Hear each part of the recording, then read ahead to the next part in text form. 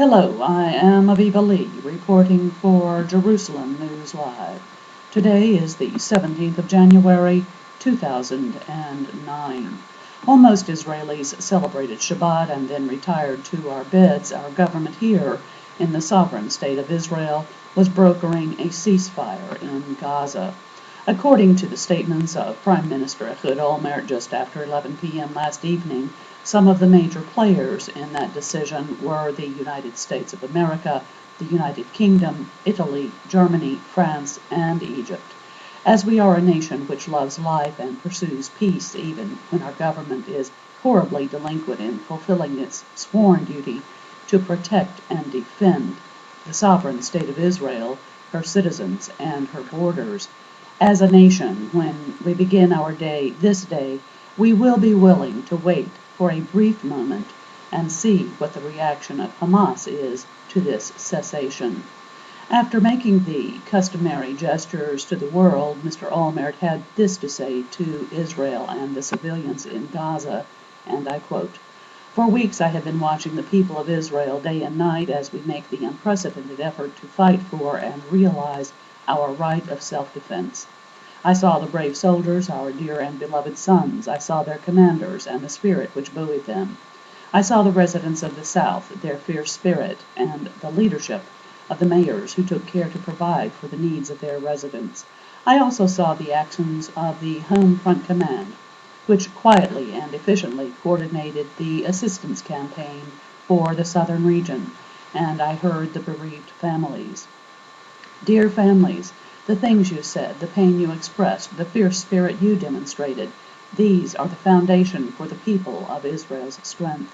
On behalf of the entire nation, on behalf of the government of Israel, I share your profound pain and thank you for the encouragement, the strength, and the inspiration your strong stance has granted the entire nation.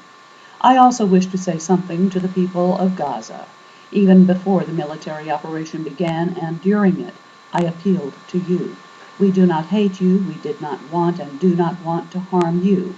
We wanted to defend our children, their parents, their families.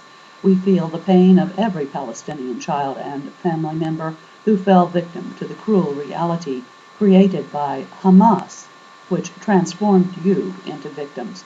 Your suffering is terrible. Your cries of pain touch each of our hearts. On behalf of the government of Israel, I wish to convey my regret for the harming of uninvolved civilians, for the pain we caused them, for the suffering they and their families suffered as a result of the intolerable situation created by Hamas. The understandings we reached with Egypt, the international backing of the United States and the European countries, all these do not ensure that the firing by Hamas will stop. If it completely stops, the IDF will consider withdrawing from Gaza at a time which it deems right. If not, the IDF will continue to act in defense of our residents.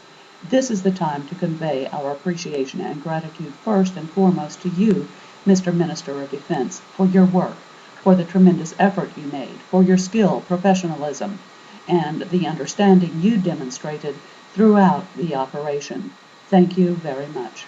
I wish to thank the soldiers of the IDF, their commanders, the head of the Southern Command, Yoav Gallant, and the Chief of Staff General Gabi Ashkenazi, to the Israeli Security Agency, its fighters, and its head Yuval Diskin, to the Mossad and its hidden fighters headed by Mayor Dagan, to the Israel Police and the Emergency Services, Mogen David Adam, and the Fire Department. Blessed is the nation with such an army and such security and rescue services. I wish to express my hope that tonight the first step towards a different reality, one of security and quiet for the residents of Israel, will be taken. From the bottom of my heart, I thank the people of Israel, its fighters, and their commanders for the fierceness of spirit and the social solidarity they demonstrated over these past weeks. This is the secret of our strength. It is the foundation for our power, and it is the hope of our future. Thank you." End quote. I attended many press briefings during the course of this war. Never was any promise made concerning Gilad Shalit. Never was it insinuated even remotely that one of the objectives of this war was to find and retrieve Corporal Shalit. Nevertheless, as the cessation of Israel's reaction to the war perpetrated against her for more than 2 years was announced, one central question looms into the picture more than ever before. Where is Gilad Shalit? And if Gilad Shalit is still alive today, surely he is wondering, where is the Israeli army? And why was Samir Kuntar released while I am still in captivity? We can only hope that this government has the answer to our question, and that the release of Gilad Shalit, held in captivity now more than 936 days, will be announced soon. I close this segment by reiterating what I said a week before the war began. All of the members of the government here in Israel should take up residence in Sderot. Without their reinforced armored vehicles and their entourage of personal bodyguards. And if Hamas dare send one more missile across our borders until Israel reacts with the same strength which we exhibited in the past 22 days, let Mr. Olmert and the other architects of this ceasefire go to Sderot and have only 15 seconds to run for their lives when the Tzeva Adom sounds. I am Aviva Lee, reporting for Jerusalem News Live. Thank you and Shalom.